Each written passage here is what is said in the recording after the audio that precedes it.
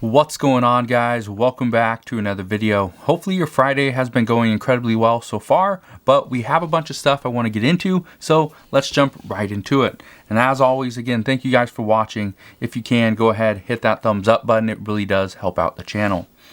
One thing that I want to say is that first, a lot of people have been still getting their stimulus checks. They're still getting them.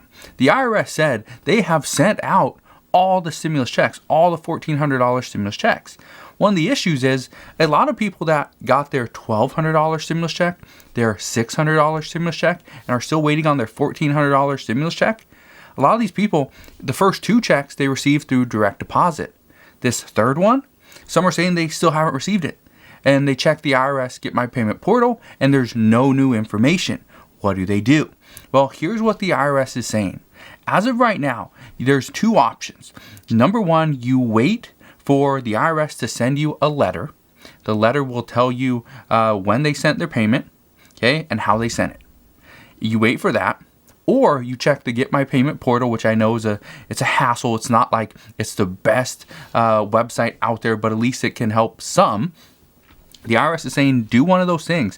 And if you haven't received your check after 5 days of when the IRS said that you were supposed to receive it, then you can do something called a payment trace. Now, the payment trace, according to reports, takes up to about 6 weeks. However, some say they have received information much sooner. Others say they still have not received any information on their previous $1,200 or $600 checks. What I can tell you is if you have not received your $1,200 or $600 stimulus check, you need to go and file your 2020 taxes because that is the only way to get those two checks. As far as the $1,400, again, what I can tell you is they are still coming out.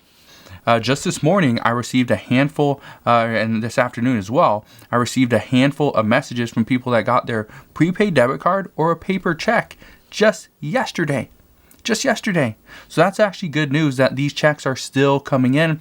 Again, you need to understand these checks are going through the United States Postal Service, which means they can be delayed a little bit longer. Now, let's talk about something else that a lot of people have been asking about over the last few hours is what about this report of larger checks? This larger check that is coming out. Here's what you need to understand.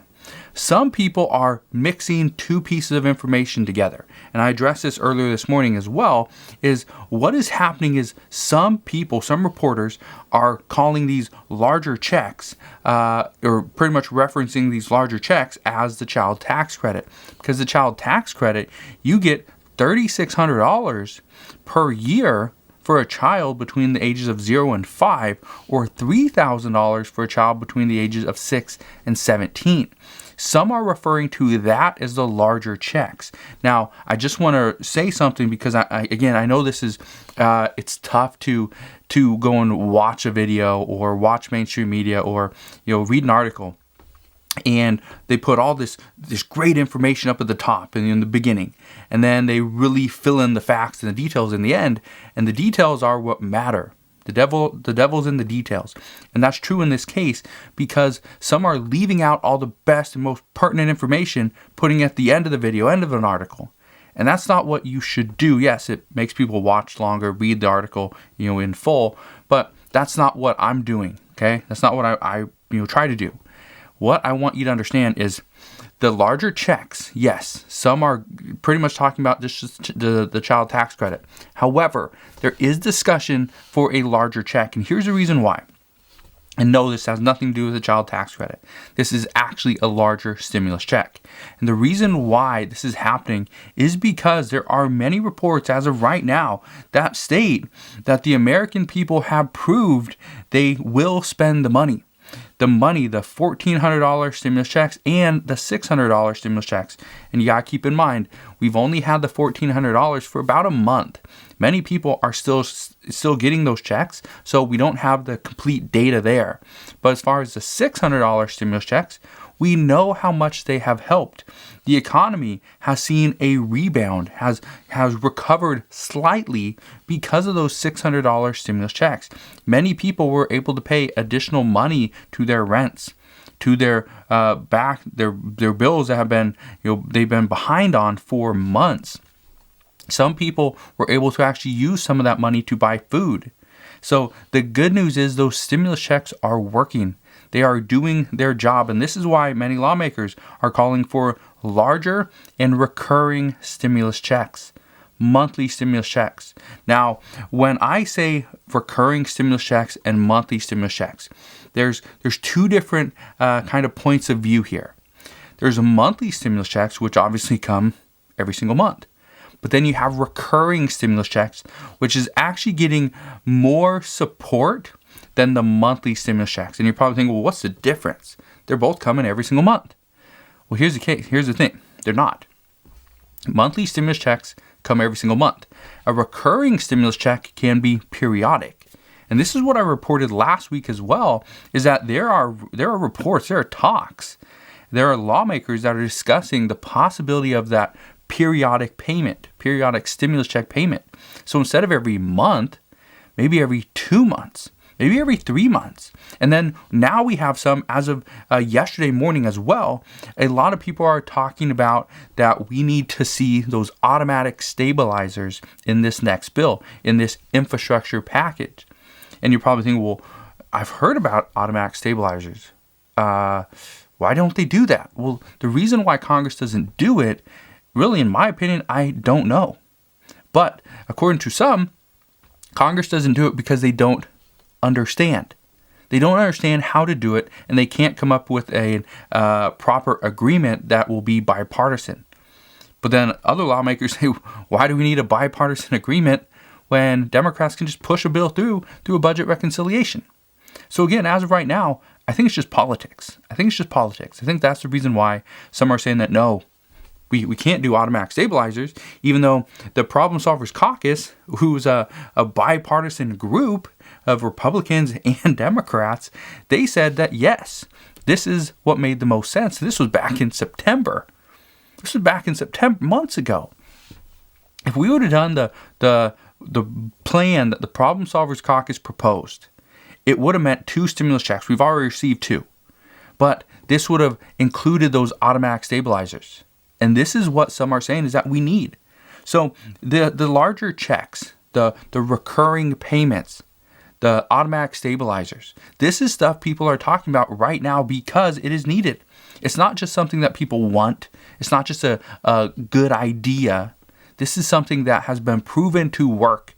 If you put an automatic stabilizer in the economy, it will work.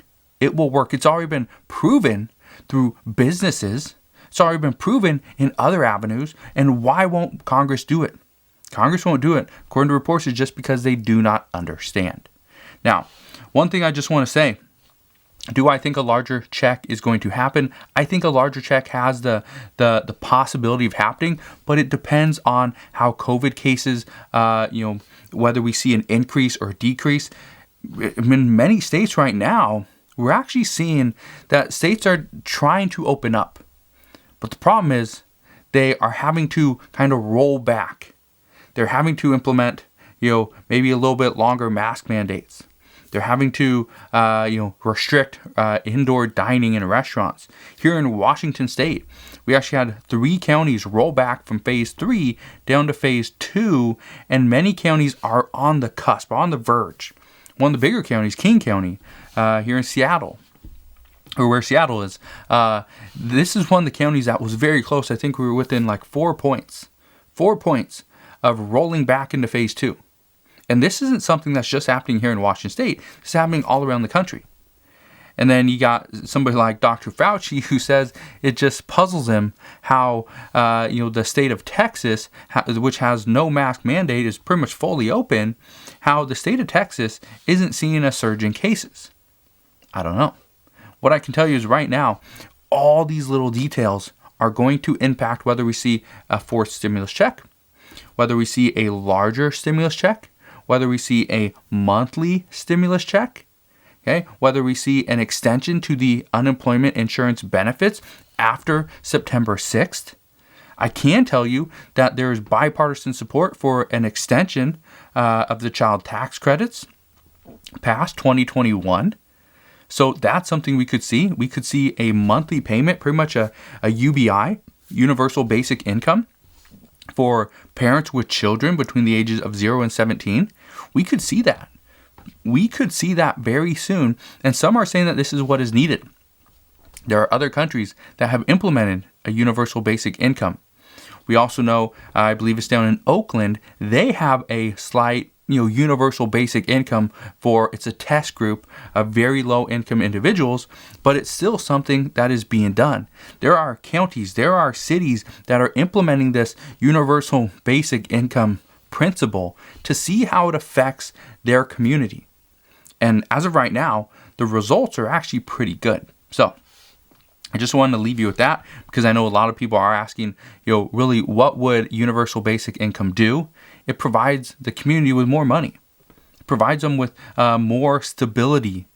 And if you see stability with your income, if you are guaranteed every single month you're going to receive $300, chances are you will spend the $300 every single month because it's guaranteed it's coming next month.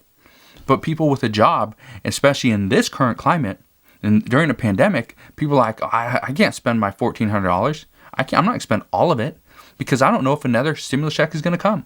I can't spend my entire $300 per week in unemployment benefits because, well, what if I don't get it past September 6th?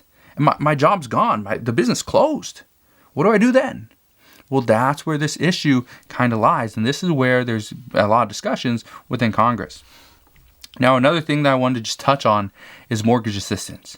And I want to touch on this because for the past few weeks, I've mentioned rental assistance many times. I've helped out a lot of people in the comments, and people have sent me emails as well to get help with rental assistance. It's a struggle right now to get rental assistance simply because some states are making it very difficult. Some states are only going to give the landlords like 60% of what they are currently owed. And the landlords are just rejecting it outright. But here's what you need to understand about mortgage assistance. It's there. If you need help paying for your mortgage, first off, you have different options. If you have a mortgage, you have more options than if you have rent as a tenant. So here's what I want you to understand. First off, you can still get mortgage forbearance. Which means you can, I think you can get, it's 3 months at a time where you can say, okay, I can't pay my rent and you pretty much just attest to a hardship. And this is the pandemic. Obviously, it's a hardship for everybody. But you attest that, yes, you've been impacted by this negatively. And you can get mortgage forbearance. It goes for 3 months. You do not have to pay your mortgage. They take those 3 months of payments and roll them back to the end of your loan. Okay? Now, you can go and extend this, I think, for up to like 18 months now. But if you don't want to do that, and you don't have to, but that's still an option. If you don't want to do that, what you can do is go get mortgage assistance. Let's say you have been impacted, you are not working. You don't want to do mortgage forbearance, but you still want to pay off your mortgage. Let's say you're still trying to make the monthly payments. What you can do is you can actually reach out to some states, some cities, some counties. And there's different programs out there that will provide mortgage assistance. They will pay part of your mortgage if you're seeing or you're having a difficult time because you're not working. Okay, you're not working, maybe you're lower income to begin with, and you've been impacted by this pandemic. Yes, you can go and get mortgage assistance where they will pay some of your mortgage. They'll help you with utilities and things like that. So there's actually a lot of assistance out there. So I just, over the past few weeks, I felt like I've been addressing rental assistance. I'm going to talk about rental assistance. I might probably talk about tomorrow or Sunday or something, but I just wanted to reiterate that for people with a mortgage, yes, you do have options. There is stuff out there for you, so just keep that in mind. Now, outside of mortgage assistance, there is utility assistance as well in some states, some counties, some cities. Just go and ask. If you're not sure, if you can pay for your rent, you can pay for your mortgage, but you're struggling with utilities, go and ask. Go and seek help. Because that's what it's there for. There's money set aside. There's more money than the amount of people that actually need it. There's more money. But the problem is the states, the cities, the counties are almost hoarding that money, almost protecting themselves in case this pandemic lasts a little bit longer. So again, there is help. It is there. Go and get it if you need it. But again, just want to thank you guys for watching. If you have any questions, please ask your questions down in the comment section below. Again, have a wonderful rest of your Friday. Have a wonderful weekend as well. I'll come back on tomorrow morning, provide another update as well. So again, thank you guys for watching. Consider subscribing so I can continue to keep you updated on everything that's going on. And I'll see you guys on the next one.